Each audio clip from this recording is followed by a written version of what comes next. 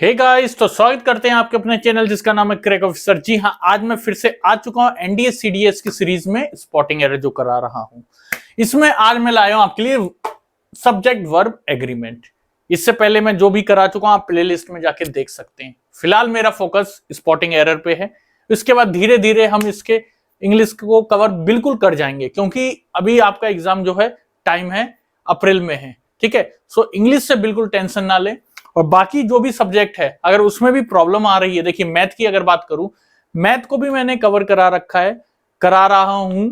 उसमें आप मेरी प्लेलिस्ट में देख सकते हैं। ठीक है, वहां से अगर आपका जो भी रिलेटेड टॉपिक है, आप +2 वाली मैथ जो मैं करा रहा हूं सीबीएसई की, वहां से देख सकते हैं। ठीक है, और रही बात और सब्जेक्ट की, सो उसके लिए मैं हिस्ट्री, पॉलिटी और ज्योग्राफी भी मैं करा रहा हूं यूपीएससी का, जिससे आपका रिलेवेंट सब्जेक्ट है आप वहां से चुन सकते हैं। ठीक है, सो फिलहाल इंग्लिश पे हैं हम। और कमेंट कर दीजिए अगर आपको रिक्वायरमेंट है मैथ की स्पेसिफिकली सिर्फ एनडीए के पर्पस के लिए, सो वो भी करा दूंगा मैं। ठीक है, तो फिलहाल तो ये देखते हैं। देखिए सब्जेक्ट वर्ब एग्रीमेंट, अब बात करेंगे क्या है सब्जेक्ट वर्ब एग्रीमेंट। देखिए सबसे पहले मैं बात बता दूं, सेंटेंस कुछ लिख रहा हूं मैं।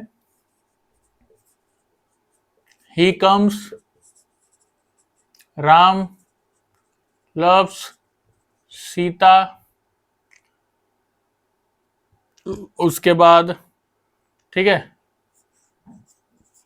दे गो टू मार्केट। ये 3 सेंटेंस लिखे। अब मैं इसमें बात बता देता हूं। देखिए ये है वर्ब, ये है नाउन। ठीक है, और अभी बताता हूं मैं आपको सब्जेक्ट वर्ब एग्रीमेंट हुआ क्या। नाउन हो चाहे प्रोनाउन हो चाहे एडजेक्टिव हो, ये क्या सब्जेक्ट है। अगर ये सेंटेंस में सिंगुलर है तो वर्ब भी सिंगुलर आएगा, अगर ये प्लूरल है तो वर्ब भी प्लूरल आएगा। ये है करेक्ट फॉर्म ऑफ सेंटेंस। इस तरीके से हम देखते हैं। सो हमें पहचानना क्या है, एरर जब आएगा तो हम ये देखेंगे हमारा सब्जेक्ट क्या है, उसी अकॉर्डिंग वर्ब डालेंगे। ठीक है, जैसे सब्जेक्ट का मतलब ये सेंटेंस बना, ये क्या होता है सब्जेक्ट, ये क्या है वर्ब, ये क्या है ऑब्जेक्ट, ये क्या है सब्जेक्ट। अब बोलोगे इसमें ऑब्जेक्ट नहीं है तो सेंटेंस क्या गलत है? नहीं, ये भी सही है। ध्यान करो, मैंने पीछे पढ़ाया है। ठीक है, इन्फिनिटिव, ट्रांजिटिव क्या है, ध्यान करो, पिछली वाली वीडियो देखो, सब याद आ जाएगा। ठीक है, सो ये सब्जेक्ट और ये क्या है वर्ब, ये क्या है सब्जेक्ट वर्ब और ये ऑब्जेक्ट। ठीक है ना, टू क्या है प्रीपोजिशन कह सकते हो। सो ये फॉर्म हुआ क्या एक सेंटेंस। अब देखते हैं यहां पे मैं क्या बता रहा था। सिंगुलर और प्लूरल के लिए कई बार कंफ्यूज रहते हैं कि ये प्लूरल है ये प्लूरल है, नहीं पहचान पाते हैं। जैसे ये आया, अभी कंफ्यूज हो जाएंगे, एस देख के बोल देंगे प्लूरल है, एस देख के बोल देंगे प्लूरल है। सो इसलिए मैं बात लिख रहा हूं कुछ, इसको ध्यान देंगे। अगर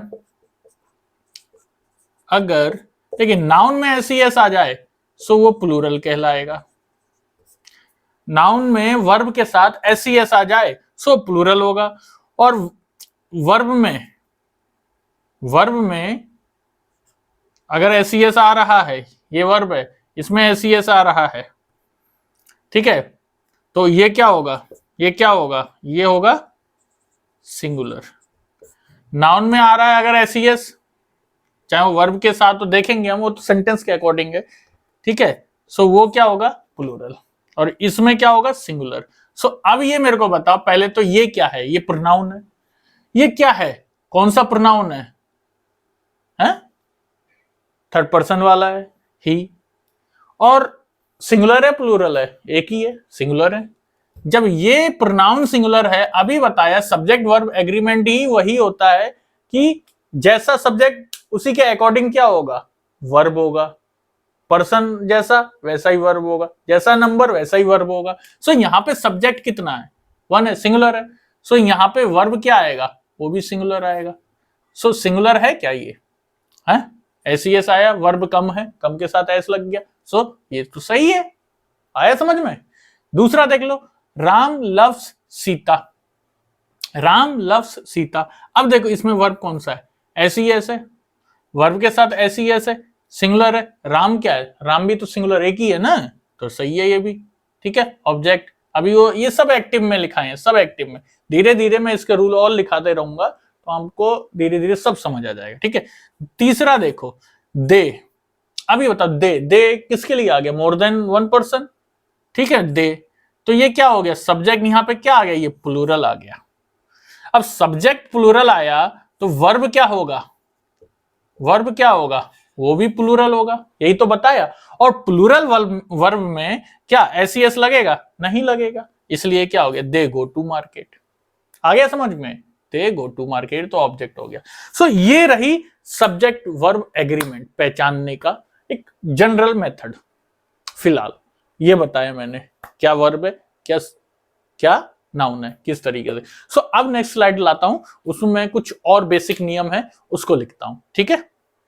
देखिए अब हम आ चुके हैं नेक्स्ट स्लाइड में। इसमें मैंने कुछ बेसिक रूल लिखे हैं, उसको देखते हैं, ठीक है। देखिए बहुत ध्यान से देखेंगे, ठीक है, और बहुत ध्यान से, हो सके तो स्क्रीनशॉट ले लीजिएगा या फिर आप अपनी कॉपी में नोट करिएगा। देखिए ये बेसिक रूल जब हम पढ़ लेंगे ना, तब हम फिर क्वेश्चंस लगाएंगे, और जब क्वेश्चन लगाएंगे तो आप देख सकते हो फिर हमें ये रूल सिर्फ रिकॉल करने अपने दिमाग में, बस ये मेथड रहता है। पहला क्या है, देखिए क्या लिखा मैंने, एन का मतलब नाउन। नाउन अगर सिंगुलर है और साथ में एंड आ रहा है, ध्यान रखना, नाउन सिंगुलर है, इधर सेंटेंस ऐसे बन रहा है, नाउन सिंगुलर एंड फिर नाउन सिंगुलर और फिर प्लूरल, क्या वर्ब, अगर ऐसे आ रहा है, यानी दो सिंगुलर नाउन के बीच में अगर एंड लग रहा है तो वर्ब आएगा क्या? प्लूरल। जैसे एग्जांपल देख लेते हैं, राम एंड श्याम, देखिए नाउन हो गए दो, एंड लगा तो क्या आएगा? Is going. अरे ये तो इज लिखा है, गलत है, फिर क्या होगा? Are going. Ram and Shyam are going, ठीक है ना। अभी बताया मैंने, दो नाउन के बीच में अगर वो सिंगुलर हैं, एंड आ रहा है तो वर्ब क्या होगा? प्लूरल, ठीक है, पहला नियम। दूसरा क्या है, देखिए नाउन इधर भी है फिर एंड लगा है, नाउन इधर भी, फर्क क्या? इस वाले में दा लगा है, यानी पहले नाउन में लग जाए अगर दा, सिंगुलर में बात कर रहा हूं, देखिए दोनों में सिंगुलर, अभी अगर पहले वाले में दा लग जाए और दूसरे में क्या है, कुछ नहीं लगे, वो सिर्फ सिंगुलर नाउन हो, एंड अगर बीच में आ रहा है, पहले वाले में दा लग गया और दूसरे वाले में नहीं लगा, सो ये क्या होगा? वर्ब क्या रहेगा? अब प्लूरल नहीं बनेगा, अब सिंगुलर बनेगा, क्योंकि अब जो वर्ब बनेगा वो इसके रेस्पेक्ट में बनेगा, सेकंड वाले के। इसलिए क्या आएगा? The singer and manager are going. फिर से भैया क्या गलत है भाई? Is going. The singer and manager is going, ठीक है, समझ में आ रहा है? बिल्कुल। नेक्स्ट देखते हैं, अब देखिए द इसमें भी लगा है, नाउन में भी सिंगुलर है और इधर भी एक लगा है और बीच में एंड है, देखिए तीनों पार्ट करवाए हैं, ठीक है, ध्यान रखना। अब क्या, अब द उधर भी लगा है, द इधर भी लगा, बीच में एंड है, सो अब वर्ब क्या आएगा? अब तो आएगा भाई प्लूरल। क्या आया? The SSP and the DM, देखिए दोनों में द लगा है, एसएसपी और डीएम में, तो क्या होगा? इज, प्लूरल आएगा ना, आर गोइंग, ठीक है। The SSP and the DM are going. ध्यान रखना, क्वेश्चन जब हम कराएंगे फिर इनकी जरूरत पड़ेगी।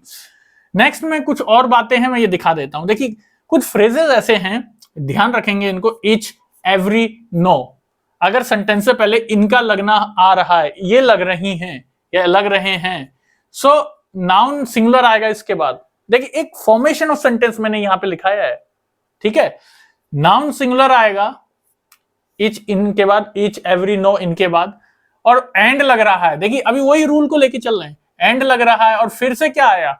नाउन सिंगुलर आया, फिर से क्या आया? नाउन सिंगुलर आया, सो वर्ब भी क्या होगा? वो भी होगा क्या? सिंगुलर होगा। एक बात और बता दूं, ये जो होते हैं ईच, एवरी, नो, ठीक है, ये सब क्या होते हैं? ये सब वैसे ही सिंगुलर होते हैं, और ये सिंगुलर होते हैं तो वर्ब भी सिंगुलर आता है वैसे तो। और इस रूल में क्या बैठ रहा है? एंड के साथ वाला, दोनों ये सिंगुलर है, ये भी सिंगुलर आएगा क्योंकि ईच, एवरी, नो ये लगा हुआ है। सो क्या होगा? Each man and boy is coming, गलत है, आर कमिंग, ये सही है, ठीक है ना। अभी जो नियम बता रहे हैं बस पढ़ते रहिए, रूल इजी है, सब्जेक्ट वर्ब एग्रीमेंट।